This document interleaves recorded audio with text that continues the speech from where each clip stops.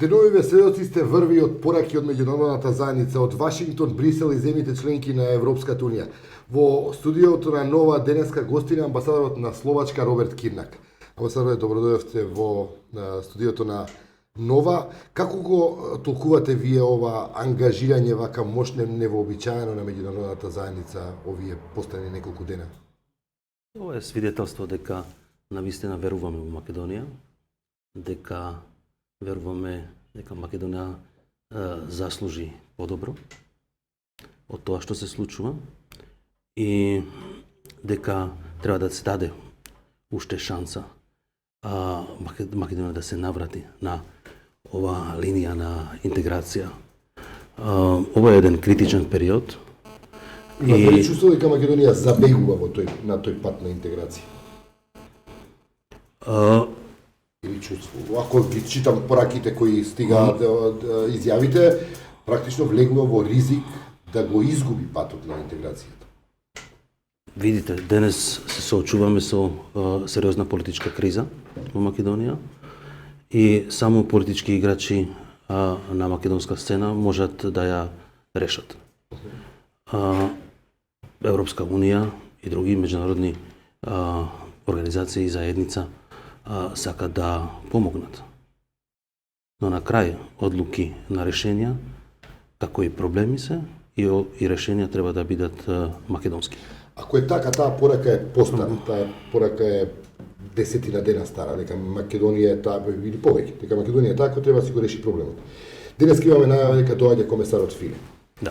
Дали е проценката дека Македонија сепак не е во состојба сама да го реши проблемот и дека сепак ќе мора по-тешко инволвирање, условно речено, однадвор, односно доаѓање на комесарот Филе и седнување на главните актери во кризата за да се најде решение?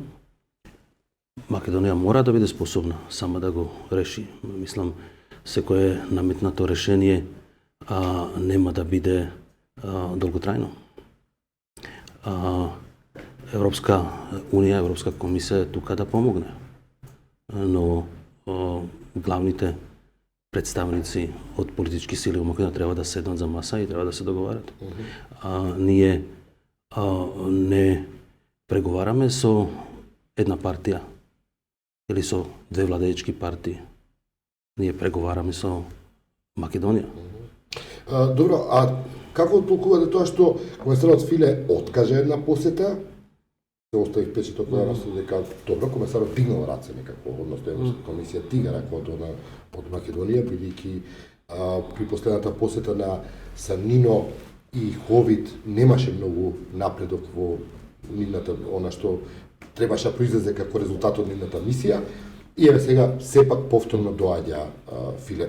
Сега да помогнете да го протолкуваме тоа. Јас не сум портпарол на комесар Фигел, тамо има друг Словак, кој е негов портпарол и мој поранешен колега.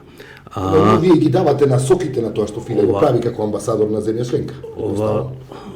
Ова посета е уште една шанса за Македонија, за сите политички играчи во Македонија, да сватат дека ситуација е критична и дека може да се реши. Тоа што беше расипано може да се поправи. Има различни толкувања на пораките кои стигаат од Европската унија, од Европската комисија, односно, па и од земјите членки на Европската унија. Според едни, Европската унија врши притисок на опозицијата да се откаже од бојкотот. Според други, Европската унија врши притисок врз власта да преземе одговорност за инцидентите од 24 декември.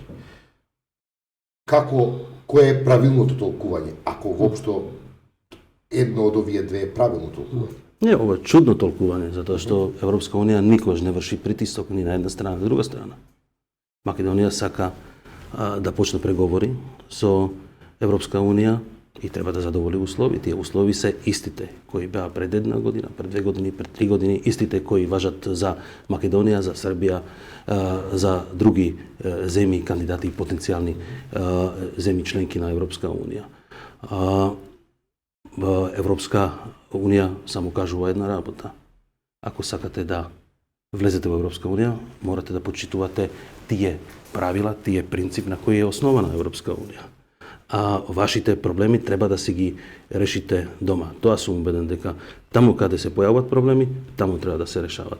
И трајни решенија се тие решенија со кои доаѓаат двете страни од спорот. Дали тоа што Филе доаѓа утре, може да се толкува дека работите сепак доаѓаат на место и дека се гледа решение, некако се надзира некакво решение за оваа криза? Видите, се бара решение. Дошол да си замине пак и да рече фрустриран сум. Не успе. Ова е прашање на Филе. Мислам дека факт дека доаѓа е дека на тој начин покажува доверба, покажува надеж дека ќе се решат и шанса, дека шанса постои да се решат тие проблеми. Уште еднаш да ја прашам, дали очекувате решение утре што му доаѓа Филе? Јас не знам. Дали имате такви сигнали дека може да се ова е еден израз на доверба. Да. И очекување дека сите играчи во Македонија сватат дека е многу важно во ова критична ситуација да стават заеднички државни животни интереси на својата држава пред уски партиски и дури и лични индивидуални интереси. Вие сте амбасадор на Словачка, земја членка сега, која конкретно 90-те години имаше сериозни проблеми со односите со Европската унија. Би може ли да некои од тие искуства да ни пренесете? Ова е Словачка е единствена можеби земја од источно европскиот блок која заглави во тој процес. Ние сме некако сега можеби на ред да го повториме тоа сценарио, односно да застанеме на патот, како што застанавте вие. Не се согласувам за правење на вакви едноставни паралели. Ние можеме да ви кажеме нашето искуство, да споделиме наши грешки, да грешките ваши, да не ги повторите. Ние во разлика од Македонија, ние бевме единствена држава која не задоволи политички критериуми за почнување на отпочнување на преговори. Дали еден од причините беше односот на владеачкото мнозинство кон опозицијата? Ситуација беше доста комплицирана, но морам да кажам дека имаше најмалку две суштински разлики меѓу атмосфера во Македонија и во Словачка тогаш. Ова е ситуација во медиуми и може уште поважно во Словачка имаме многу јако граѓанско општество, што не е случај во Словачка од времето на Мечер и сега. Видите, не зборував разлика меѓу медиуми тогаш во Словачка и ситуација во медиуми денес во Македонија. Видите, сега треба да се пристапи кон реални чекори, затоа што сите тие ветувања за подобрување, за одење во престред на медиуми, тие беа само декларации. Ајде сега да пристапиме кон конкретни чекори. Знаете, во вакви ситуации тие кои се на власта секогаш носат поголем дел од одговорност за креирање на правила и за решавање на ситуација. Кај научите на амбасадор македонски толку добро? Тука научив со пријатели. Откако сте овде во Македонија? Да, веќе 4 години. Претходно? Претходно не зборував македонски. Или словачки како словенски јазик, па веројатно. Да, блиски се јазици. Да, и мислам и сите македонци кои доаѓаат во Словачка да студираат, да живеат таму и добро дојдени се, учат словачки јазик многу брзо и многу лесно се интегрираат во словачко општество. Мислам дека има голема перспектива за подлабочување на ова соработка, размена ова година символично 1150 години од доаѓање на светите Кирил и Методи во Словачка. Ние Словачка и Македонија се поврзани преку тие сличности, но секако имаме и разлики кои не прават поинтересни еден за друг. Ви благодарам, амбасадор. Јас благодарам. Тоа беше амбасадорот на Словачка во Македонија, господинот Роберт Кинак.